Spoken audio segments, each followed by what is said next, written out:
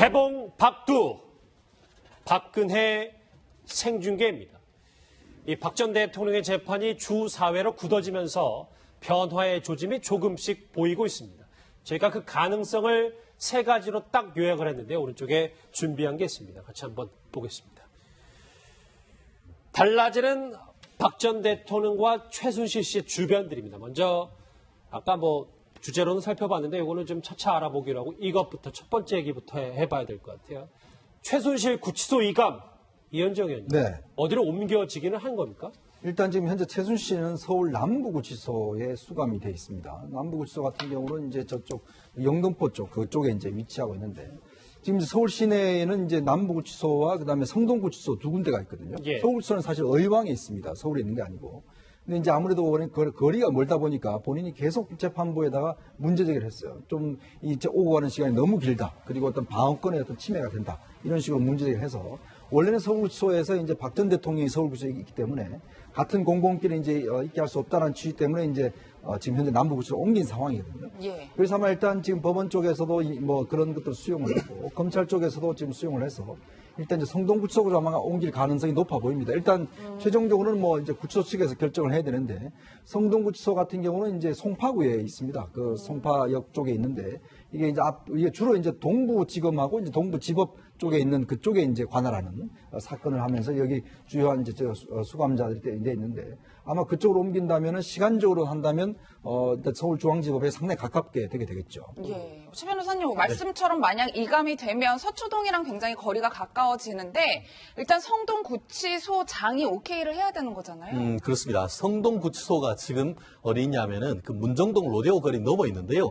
현재 이것이 옮기는 것이 이름이 이제는 동부구치소가 되는 것입니다. 동부구치소가 어디냐 한다고 하면은 지금 그쪽에 있는 가든파이브나 패밀리 아파트 있는 쪽에 있는데 지금 그 남부구치소도 지어진 지가 한 3, 4년 돼서 이른바 4성급 호텔에 가깝다라고 하는데 여기는 오히려 남부구치소에 비하면 오히려 5성급 호텔이라고 할 수 있는 건데요. 얼마 한강에 바로 보이는 이른바 한강뷰 내지는 제2롯데월드까지 보이는 곳입니다. 예. 굉장히 지금 6월 말에 이제 개장을 한다 이렇게 얘기를 하고 있는데 이곳이 된다고 하면은 내곡동을 넘어서 서초동으로 가면은 한마디로 박근혜 전 대통령이 이사 갔는 내곡동으로 해서 넘어간다고 하면은 한 30여 분이면은 이 서울지방법원에 도착할 수 있는 그 정도 거리이기 때문에 아마 앞으로 이제 변호인들이 변호인 접견을 간다거나 아니면 수사 접견이나 이런 것이 훨씬 더 쉬워질 것으로 예상이 됩니다. 그러면 구치소 측에서나 검찰 측에서도 이 옮기는 걸 굳이 마다할 이유는 없겠죠. 최순실 민원 들어주지 않겠습니까? 그리고 지금 이 동부구치소, 이제 성동구치소가 아니고 동부구치소인데 동부구치소는 6월에 이제 처음으로 문을 엽니다. 그렇기 때문에 어느 방에 누구를 넣었다, 이런 부분에 대한 아무런 그 잡음조차도 없을 수 있기 때문에 법무부로서는 마다할 이유는 크게 없지 않을까 싶습니다. 그럼 구치소가 옮겨지는군요. 오른쪽에 준비한 걸 또 속도감 있게 한번 더 보실까요? 최순실 씨는 구치소 이감을 할 수도 있다라는 얘기고 박 전 대통령은 일요일도 이제 변호인 접견이 가능하다 이런 얘기가 나왔어요. 예, 최 변호사님 휴일까지도 이제 변호인 접견을 하겠다는 건데 아무래도 그 이유는 현재 재판 일정이 워낙 빡빡하기 때문이겠죠. 그렇습니다. 한마디로 이번 주부터는 3일에서 주 4일 지금 재판을 하지 않습니까? 그렇다고 하면 현실적으로 변호인이 접견을 할 수 있는 시간이 사실은 하루밖에 안 됩니다. 왜냐하면 변호인 접견은 월요일부터 금요일까지밖에 안 됩니다. 결국 4일 재판을 해버리면은 하루 만나서 4일 재판을 준비를 하는 것은 현실적으로 어렵죠. 그러다 보니까 주말, 지금 보니까 일요일 접견이기 때문에 토요일은 못한다. 결국 실질적으로 변호인 접견할 수 있는 것은 주중에 하루, 일요일 이렇게 되는 것 같은데 아마 그 변호인으로서는 상당히 빡센 어떤 준비를 해야 되는 것이고 다만 일요일까지 해준다는 것은 그래도 상당 부분 그 법원에서 이 변호인의 접견권, 재판 준비를 하기 위한 것을 보장하는 그런 취지로 읽힌다 이렇게 말씀드릴 수 있습니다. 이현정 의원님, 아까 지금 이경재 변호사가 말했던 게 이제 그래픽으로도 화면으로 잠깐 준비가 됐었었는데 저희 보면 구치소에서 주말 접견이 불가하다고 1차 통보를 받았다 이런 얘기가 있거든요. 과거에 지난주였죠. 정유라 씨가 이제 긴급히 엄마 면회를 갔는데 구치소 측에서 거부했던 것 같이 최순실 씨 측과 구치소 측에 조금 이제 불협화음이 있는 건 맞는 겁니까? 그런 것 같아요. 지금 이제 그때 당시에도 이경재 변호사는 주말 접견이 가능하다고 해서 갔는데 이제 정유라가 못 만났지 않습니까? 아마 이제 그 어떤 이제 구치소 입장에서 그럴 겁니다. 어떤 한 사람을 면회시켜 주려면 사실 많은 직원들이 솔직히 필요한 상황이거든요. 왜냐하면 교도관들 같은 경우에 뭐 한 사람을 위해서 개호를 하려면 여러 명이 사실은 이제 준비해야 되니까 그런 면에서 예를 들어서 뭐 검찰에 이런 데서 해주라고 한다고 해서 구치소 측에서 뭐 바로 해줄 수 있는 그런 상황은 또 아니지 않습니까? 아마 그렇기 때문에 서로 간에 어떤 의견차가 좀 있었던 것 같고 그렇다면 지금 이제 만약 주말 접견, 변호인 접견을 한다 하더라도 사실 구치소 입장에 보면 근무 형태를 다 바꿔야 돼요. 왜냐하면 그 한 사람 하기 위해서 여러 명의 교도관도 출근해야 되는 그런 상황이 생기기 때문에 그렇네요. 아마 그런 면에서 본다면 구치소 측과 검찰체에 조금의 의견차는 좀 있을 거로 보입니다. 이게 뭐 법무부 쪽에서도 이 최순실 씨와 박 전 대통령 사건이 워낙 전대비문이기 때문에 여러 가지 사건들에 대해서 케이스에 대해서 고민이 많을 것 같아요. 구치소 이감, 변호인 접견 가능까지 살펴봤다면 아마 이 얘기가 시청자분들께서는 가장 좀 관심이 많이 가지 않을까 싶습니다. 김성환 평론가님, 정말 우리가 TV로 실시간으로 생중계를 볼 수 있게 되는 겁니까?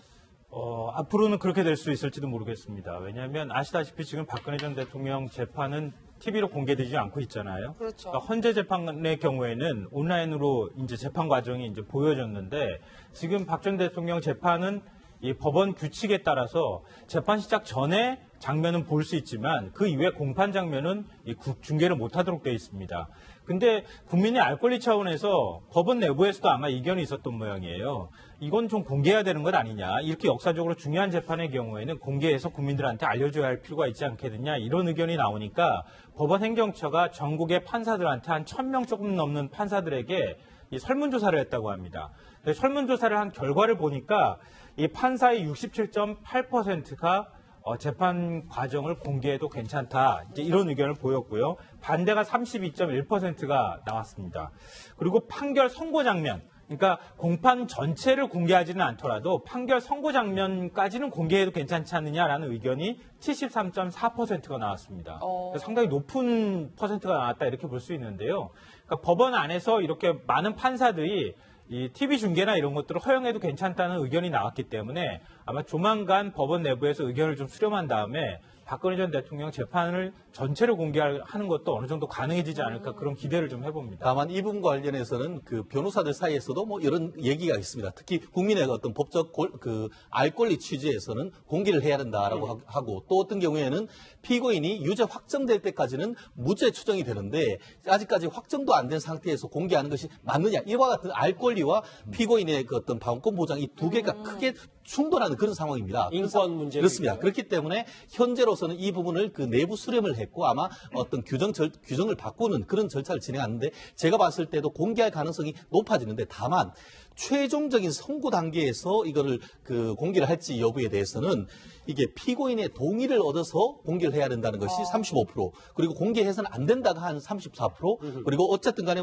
그런 거 동의 여부 관련 없이 허용해놔야 된다는 게 한 28% 정도인 것 같은데요.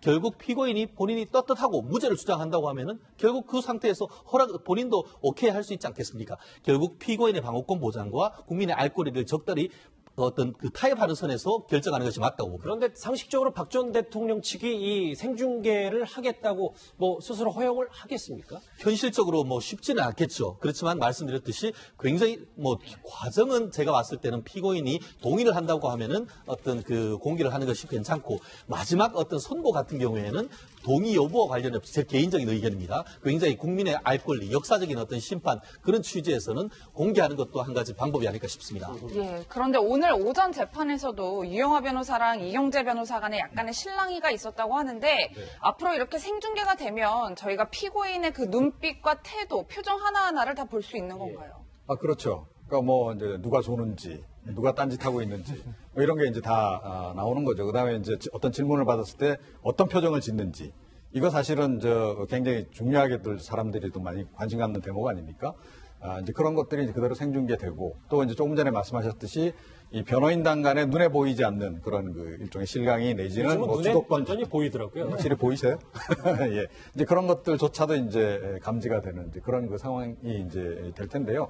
그러니까 지금 뭐 유영하 변호사하고 이경재 변호사가 이 변호사 이 증인 반대 신문한 과정에서 뭐 약간의 이제 실강이가 있었다. 지금 이제 그림으로 나옵니다만.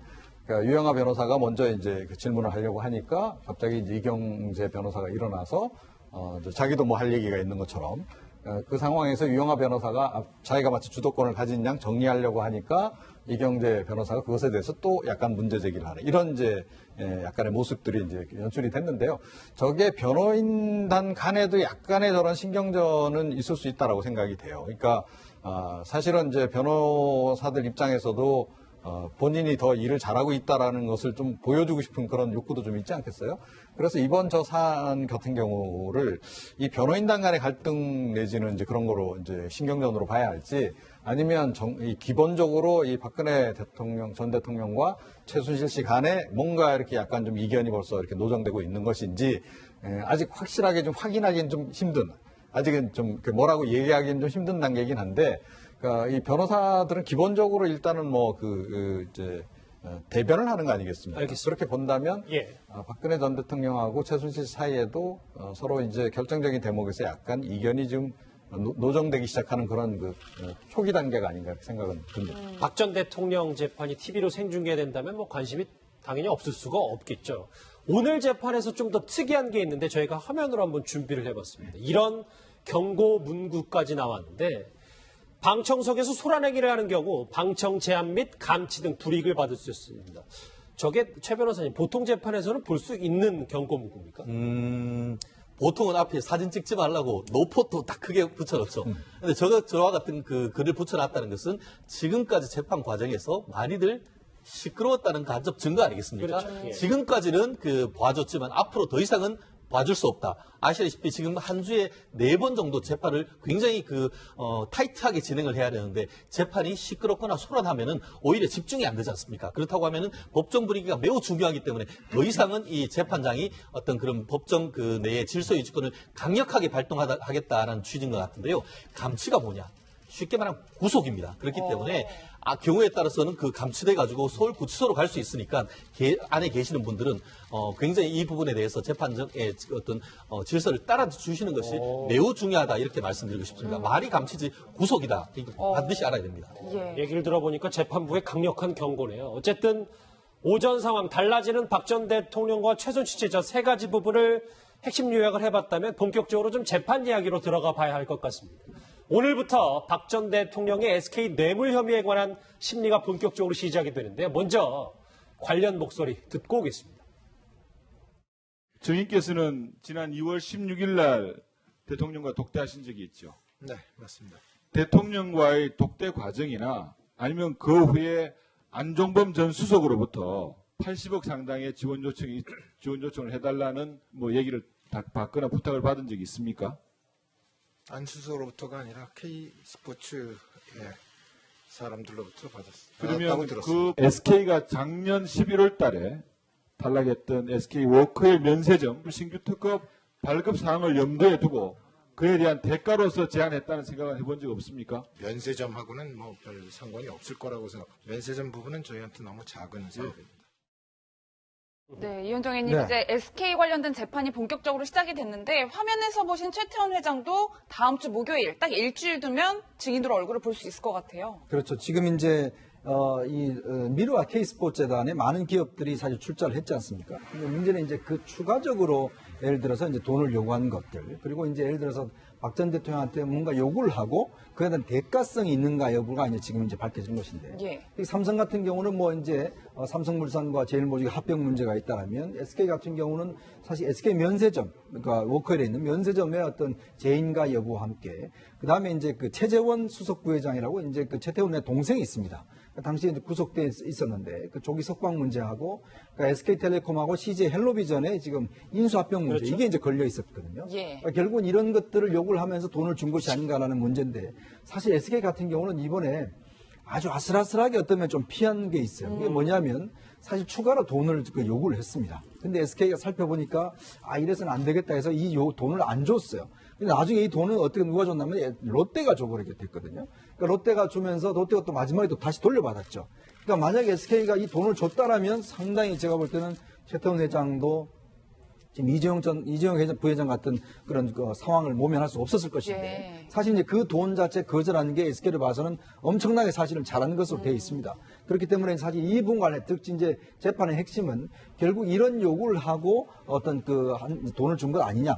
그리고 실제로 또 이제 그 면회 과정에서 SK 고위 관계자들이 이제 이런 여러 가지 대가성과 관련된 이야기들, 즉 예를 들어서 뭐 석방 관련 이야기도 뭐 이렇게 위에서 뭔가 요구를 했다라든지 이런 게 있었기 때문에 그런 것 관련된 것을 이제 최태원 여장이 나와서 좀 증언을 해야 되는 그런 상황 같습니다. 예. 말씀하셨던 것처럼 대가성을 매개로 박 전 대통령이 뇌물을 요구했냐 그렇지 않냐 이게 핵심이 되겠죠. 과거 박 전 대통령과 최태원 회장과의 관계를 증언하는 목소리 한번 들어보시죠.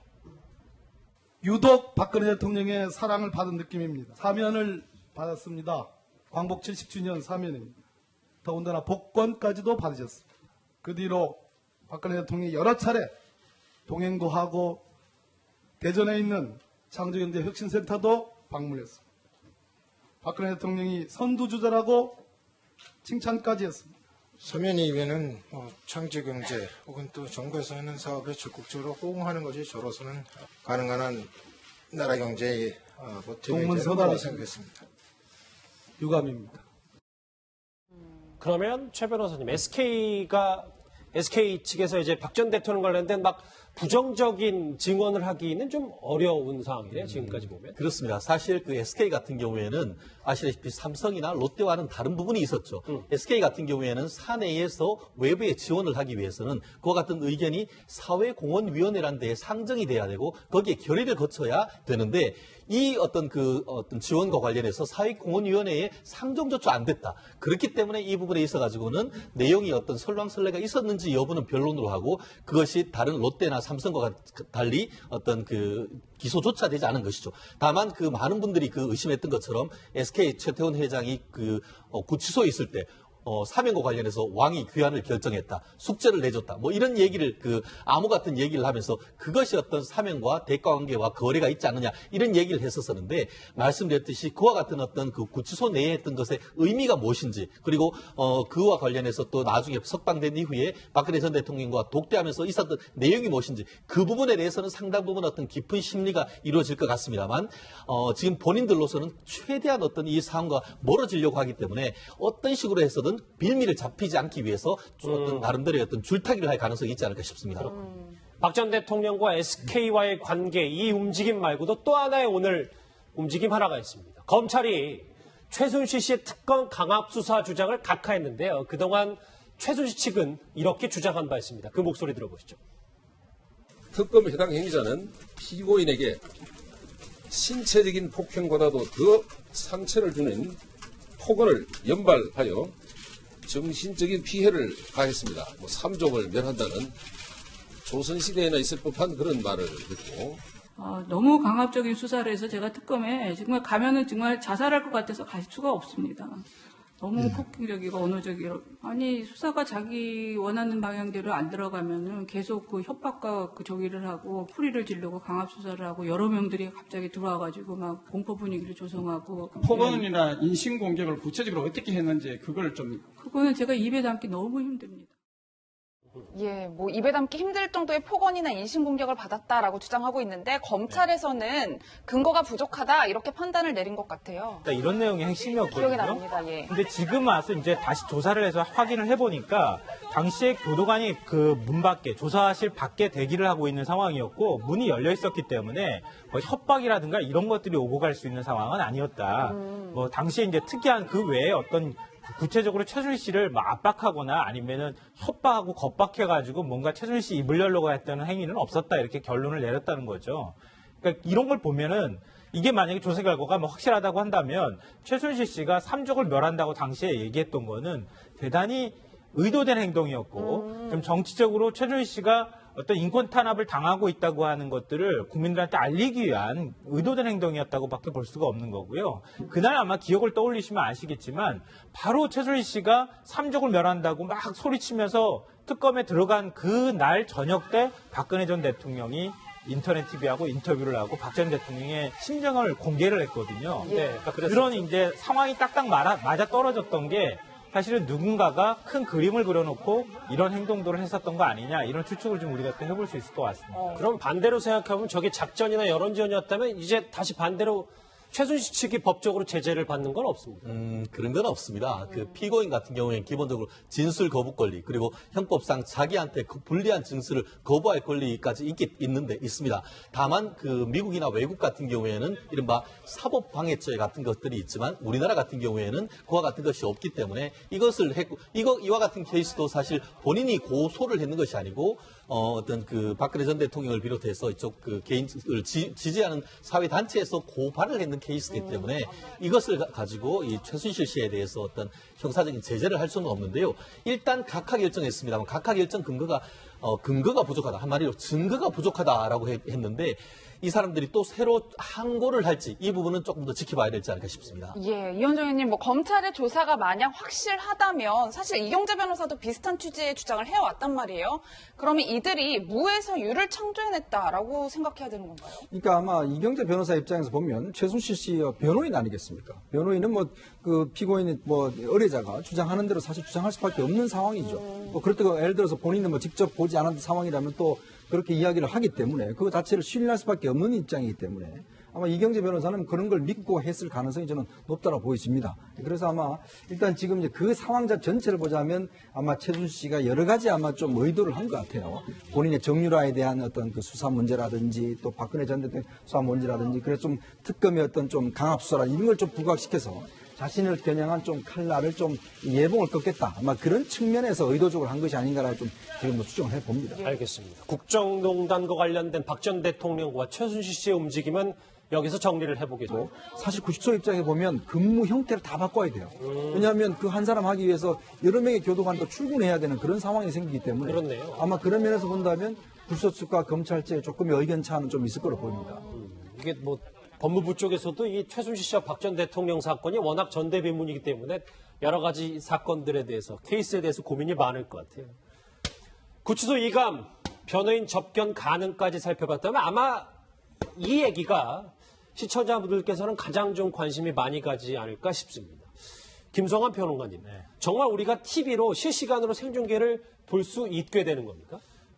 앞으로는 그렇게 될 수 있을지도 모르겠습니다. 왜냐하면 아시다시피 지금 박근혜 전 대통령 재판은 TV로 공개되지 않고 있잖아요. 그렇죠. 그러니까 헌재 재판의 경우에는 온라인으로 이제 재판 과정이 이제 보여졌는데 지금 박 전 대통령 재판은 이 법원 규칙에 따라서 재판 시작 전에 장면은 볼 수 있지만 그 이후에 공판 장면은 중계를 못하도록 되어 있습니다.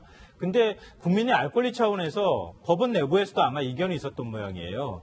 이건 좀 공개해야 되는 것 아니냐. 이렇게 역사적으로 중요한 재판의 경우에는 공개해서 국민들한테 알려줘야 할 필요가 있지 않겠느냐. 이런 의견이 나오니까 법원 행정처가 전국의 판사들한테 한 1,000명 조금 넘는 판사들에게 이 설문조사를 했다고 합니다. 설문조사를 한 결과를 보니까 이 판사의 67.8%가 재판 과정을 공개해도 괜찮다. 이제 이런 의견을 보였고요. 반대가 32.1%가 나왔습니다. 그리고 판결 선고 장면, 그러니까 공판 전체를 공개하지는 않더라도 판결 선고 장면까지는 공개해도 괜찮지 않느냐라는 의견이 73.4%가 나왔습니다.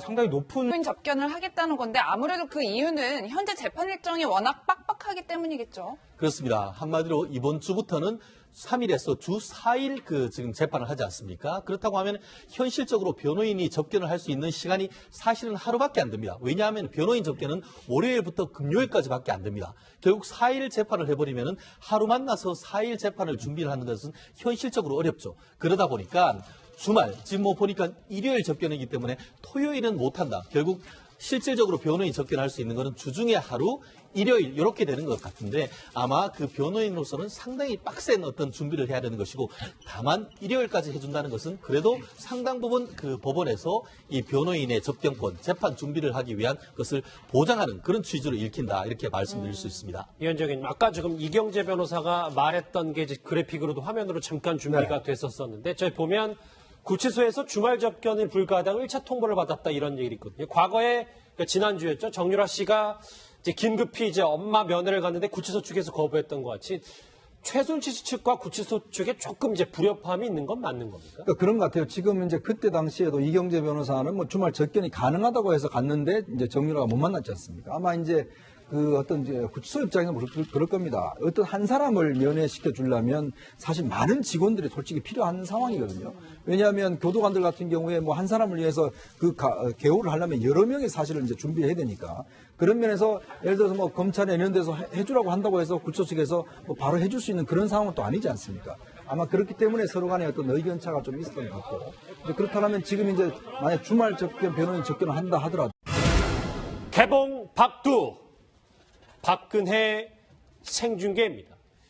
이 박 전 대통령의 재판이 주 4회로 굳어지면서 변화의 조짐이 조금씩 보이고 있습니다. 저희가 그 가능성을 세 가지로 딱 요약을 했는데 오른쪽에 준비한 게 있습니다. 같이 한번 보겠습니다. 달라지는 박 전 대통령과 최순실 씨의 주변들입니다. 먼저 아까 뭐 주제로는 살펴봤는데 이거는 좀 차차 알아보기로 하고 이것부터 첫 번째 얘기부터 해봐야 될 것 같아요. 최순실 구치소 이감 이현정 의원님 네. 어디로 옮겨지기는 한 겁니까? 일단 지금 현재 최순실 씨는 서울 남부구치소에 수감이 돼 있습니다. 남부구치소 같은 경우는 이제 저쪽 영등포 쪽 그쪽에 이제 위치하고 있는데 지금 서울 시내에는 이제 남부구치소와 그다음에 성동구치소 두 군데가 있거든요. 예. 서울구치소는 사실 의왕에 있습니다. 서울에 있는 게 아니고. 근데 이제 아무래도 거리가 멀다 보니까 본인이 계속 재판부에다가 문제 제기를 했어요. 좀 이제 오고 가는 시간이 너무 길다. 그리고 어떤 방어권의 어떤 침해가 된다. 이런 식으로 문제 제기를 해서 원래는 서울구치소에서 이제 박 전 대통령이 서울구치소에 있기 때문에 같은 공공끼리 이제 있게 할 수 없다는 취지 때문에 이제 지금 현재 남부구치소로 옮긴 상황이거든요. 예. 그래서 아마 일단 지금 법원 쪽에서도 뭐 그런 것들 수용을 했고 검찰 쪽에서도 지금 수용을 해서 일단 이제 성동구치소로 아마 옮길 가능성이 높아 보입니다. 일단 최종적으로는 뭐 이제 구치소 측에서 결정을 해야 되는데 성동구치소 같은 경우는 이제 송파구에 있습니다. 그 송파역 쪽에 있는데 이게 이제 이게 주로 이제 동부지검하고 이제 동부지법 쪽에 있는 그쪽에 이제 관할하는 사건을 하면서 여기 주요한 이제 수감자들이 이제 있는데 아마 그쪽으로 옮긴다면은 시간적으로 한다면 서울중앙지법에 상당히 가깝게 되게 되겠죠. 예. 최 변호사님 말씀처럼 만약 이감이 되면 서초동이랑 굉장히 거리가 가까워지는데 일단 성동구치소장이 오케이를 해야 되는 거잖아요. 그렇습니다. 성동구치소가 지금 어디 있냐면은 그 문정동 로데오 거리 넘어 있는데요. 현재 이것이 옮기는 것이 이름이 이제는 동부구치소가 되는 것입니다. 동부구치소가 어디냐 한다고 하면은 지금 뭐 그쪽에 있는 가든5나 패밀리 아파트 있는 쪽에 있는데 지금 그 남부구치소도 지어진 지가 한 3, 4년 돼서 이른바 4성급 호텔에 가깝다라고 하는데 여기는 오히려 남부구치소에 비하면 오히려 5성급 호텔이라고 할 수 있는 건데요. 얼마 진짜 한강에 바로 보이는 이른바 한강뷰 내지는 제2롯데월드까지 보이는 곳입니다. 예. 굉장히 지금 6월 말에 이제 개장을 한다 이렇게 얘기를 하고 있는데 이곳이 된다고 하면은 내곡동을 넘어서 서초동으로 가면은 한마디로 박근혜 전 대통령이 이사 갔는 내곡동으로 해서 넘어간다고 하면은 한 30여 분이면은 이 서울지방법원에 도착할 수 있는 그 정도 거리이기 때문에 아마 앞으로 이제 변호인 접견을 간다거나 아니면 수사 접견이나 이런 것이 훨씬 더 쉬워질 것으로 예상이 됩니다. 그러면 뭐 구치소 측에서나 검찰 측에서도 이 옮기는 걸 뭐 굳이 마다할 이유는 없겠죠. 최순실 민원 들어주지 않겠습니까? 그리고 지금 이 동부구치소, 이제 성동구치소가 아니고 동부구치소인데 동부구치소는 6월에 이제 처음으로 문을 엽니다. 그렇기 때문에 어느 방에 누구를 넣었다, 뭐 이런 부분에 대한 아무런 그 잡음조차도 없을 수 있기 때문에 뭐 법무부로서는 마다할 이유는 크게 없지 않을까 싶습니다. 그럼 구치소가 옮겨지는군요. 오른쪽에 준비한 걸 또 속도감 있게 한번 더 보실까요? 최순실 씨는 구치소 이감을 할 수도 있다라는 얘기고 박 전 대통령은 일요일도 이제 변호인 접견이 가능하다 이런 얘기가 나왔어요. 예, 최 변호사님 뭐 휴일까지도 이제 퍼센트가 나왔다 이렇게 볼 수 있는데요. 그러니까 법원 안에서 이렇게 많은 판사들이 이 TV 중계나 이런 것들을 허용해도 괜찮다는 의견이 나왔기 때문에 아마 조만간 법원 내부에서 의견을 좀 수렴한 다음에 박근혜 전 대통령 재판을 전체를 공개하는 것도 어느 정도 가능해지지 않을까 그런 기대를 좀 해봅니다. 다만 이 부분과 관련해서는 그 변호사들 사이에서도 뭐 이런 얘기가 있습니다. 특히 국민의 어떤 법적 알 권리 취지에서는 공개를 해야 된다라고 하고 또 어떤 경우에는 피고인이 유죄 확정될 때까지는 무죄 추정이 되는데 아직까지 확정도 안 된 상태에서 공개하는 것이 맞느냐 이와 같은 알 권리와 피고인의 그 어떤 방어권 보장 이 두 개가 크게 충돌하는 그런 상황입니다. 인권 문제 그렇습니다. 그렇기 때문에 현재로서는 이 부분을 내부 수렴을 했고 아마 어떤 규정을 바꾸는 그런 절차를 진행하는데 제가 봤을 때도 공개할 가능성이 높아지는데 다만 최종적인 선고 단계에서 이거를 공개를 할지 여부에 대해서는 이게 피고인의 동의를 얻어서 공개를 해야 된다는 것이 35%, 그리고 공개해서는 안 된다가 한 34%, 그리고 어쨌든 간에 그런 거 동의 여부 관련없이 허용해놔야 된다는 게 한 28% 정도인 것 같은데요. 결국 피고인이 본인이 떳떳하고 무죄를 주장한다고 하면은 결국 그 상태에서 본인도 오케이 할 수 있지 않겠습니까? 결국 피고인의 방어권 보장과 국민의 알 권리를 적절히 어떤 타협하는 선에서 결정하는 것이 맞다고 봅니다. 그런데 상식적으로 박 전 대통령 측이 이 생중계를 하겠다고 뭐 스스로 허용을 하겠습니까? 현실적으로 뭐 쉽지는 않겠죠. 그렇지만 말씀드렸듯이 굉장히 뭐 과정은 제가 봤을 때는 피고인이 동의를 한다고 하면은 어떤 공개를 하는 것이 괜찮고, 마지막 어떤 선고 같은 경우에는 동의 여부와 관련해서 제 개인적인 의견입니다. 굉장히 국민의 알 권리, 역사적인 어떤 심판, 그런 취지에서